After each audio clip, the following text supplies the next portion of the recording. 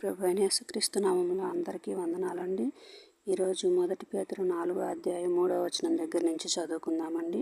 మనము పోకిరీ చేష్టలు, దురాశలు, మద్యపానము, అల్లరితో కూడిన ఆటపాటలు, త్రాగుబోతుల విందులు చేయతగని విగ్రహ పూజలు మొదలైన వాటి యందు నడుచుకొనుచు అన్యజనుల ఇష్టము నెరవేర్చుచుండుటకు గతించిన కాలమే చాలును. మృతులు శరీర విషయంలో మానవరీత్యా తీర్పు పొందునట్లు, ఆత్మ విషయంలో దేవుని బట్టి జీవించునట్లు వారికి కూడా సువార్త ప్రకటింపబడెను. అయితే అన్నిటి అంతము సమీపమై ఉన్నది కాగా మీరు స్వస్థబుద్ధి గలవారై ప్రార్థన చేయుటకు మెలకువగా ఉండుడి.